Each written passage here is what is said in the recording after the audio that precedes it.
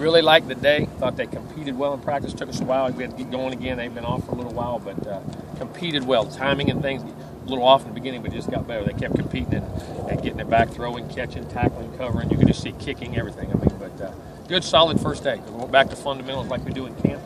I mean, like in August. So we were back to one of we'll have 5 of those practices. We're going to get fundamentally sound again. Make sure we dot I's, cross T's, and tackle properly, block properly, run good routes, throw the ball where it's supposed to be, cover with the right techniques. These are great fundamental practice with a little bit of installation, not a lot. And very proud of the way they did it today. Good physical practice for the first one back, and we'll increase them a little more the next couple, and hopefully get 5 really good days of work in before we go for a break. All right? Is it 5 in a row? Yeah. And then you get Christmas off? How does that work? Well, we'll go through the morning of the 22nd, get the afternoon of the 22nd, 23rd, 24th, 25th off. We'll be back here the afternoon of 26th practicing. And then practice 26th, 27th, 28th, 29th, 30th. Make sure all the game plan, everything's in. Fly out there the 31st and redo it again. After you guys have had, this is the longest break they've had since the start of fall camp, and you've got guys out on the banquet circuit and that kind of stuff, is this sort of the hardest day to kind of get everybody back together? A little bit. They'll get better as they go because it's time's off. But actually, the conditioning, they conditioned the last 2 days. And I did 707 and things like that. And they've been in pretty good condition. They kind of did some things on their own, I think, and was very proud of the way they come back. But in the beginning, it's always the hardest. You guys doing okay grade-wise? Yes, I think the way it looks now, we should be 100%. Mario Pender good? Looks like it looks like Pender's good. He had a really good semester. Will he be able to join you with practices here soon? I got to find all the rules and all that, but he will hopefully he'll definitely get back up here for a while. I think practice anyway.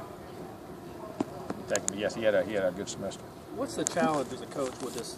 It's an odd schedule, practice-wise. You know, practice off, then practice again, then go out there and do it for 5 more days. It seems like it's longer than normal. It is because you get the extra week. Usually, you do those. Usually, we used to go by. Total number's still the same. We used to always wanted to get between 14 and 15, somewhere in that range. And we used to do more here. We do like 7 or 8, and then finish up with 5 to 6 out there as a walkthrough type thing. But we're going 5, 5, and 5, so I think it'll be pretty good. How much did you? Obviously, you've had a lot of success in bowl games since you've been here. Meaning you haven't lost. How much did you learn from Coach Saban, Coach Bowden about how to prepare? Well, we worked through a system down there because when Coach Saban came, we totally changed it at LSU. Kind of similar to what we're doing now and things, because he hadn't had much success at Michigan State in bowl games, and they used to do some different things. We changed it drastically at LSU, and some things that we had done in the past, the teams I'd been on, he had done, and we kind of worked through a system, kind of got it. We've gotten it where we feel pretty good about it now. So you don't do a lot of game planning for Auburn right now? It's more focusing on yourself? Yeah, we are. We will on our own, and we'll watch ourselves, but we're not implementing it right now.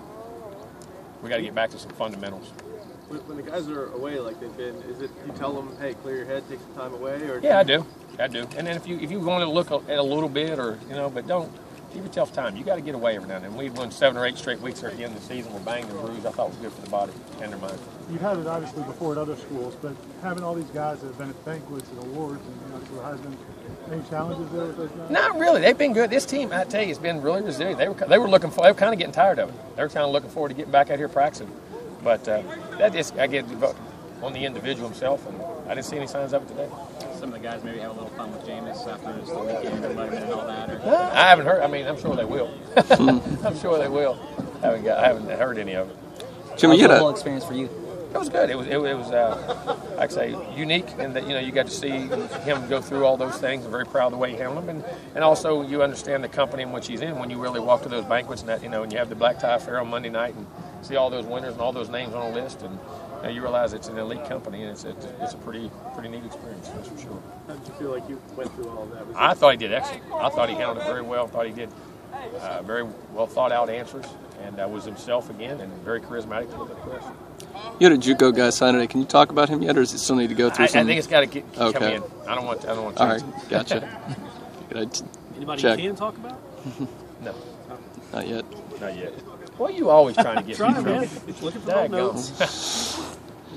Obviously the awards and stuff is one sort of distraction, but this is sort of a time of the year, I guess, that a lot of the guys those underclassmen that might be draft eligible start thinking about that. You have conversations with them? I already have. I already did that. We've had conversations and know where we're at, and then we're going to practice now, and then we have the decision to be made after. They don't need to worry right now because we got a ball game. We don't have time afterwards to work through that. But we've already had conversations beginning last week with all those guys.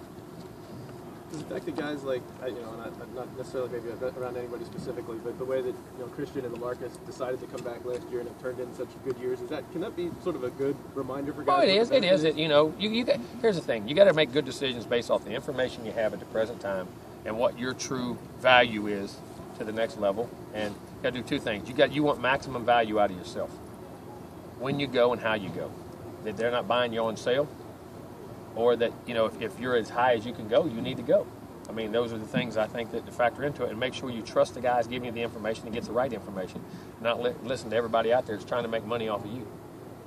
And I think that's the key, who they end up trusting in the end. And make sure because you got to make decisions based off the information you have at the present time. And also what you have the capabilities of becoming. And those are two good examples, I think, two guys that really helped themselves. But you're such a football buff. I mean, going back to when you were young, any of those guys that you saw up there, met up there, any conversations? Oh, it was great. I mean, talking with Tony Dorsett when I was a kid, grew up in West Virginia, he was at Pitt. Now, I mean, when that guy went and ran for 303 against Notre Dame, and the next year they were going to kill him, he ran for 291. I mean, I remember that as a kid. You know what I mean? And seeing Billy Sims and and just Tim. I mean, all those guys. I mean, it goes all the way back in the '60s. And I mean, just the history of it. You really appreciate that you were in the presence of greatness. And they were welcoming the Jameis. Unbelievable.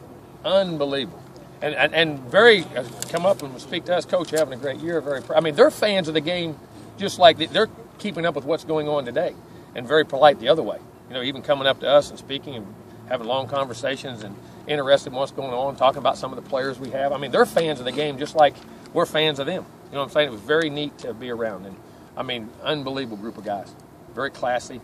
No reason they won that. You can see why they won the Heisman. Not only good, but, a lot of great people. Jim, a lot of rumors this time of year about coaching changes and all that. Have you addressed, there's some stuff with you hear about you addressed with your team at all? Our team, get our team. That's all I'm talking about. I ain't getting into all the rumors. It's unfair to those teams and our team. We're playing here getting ready for a game. That's where I plan on being, right here getting ready for a game, and that's my sole focus, and that is it. All right.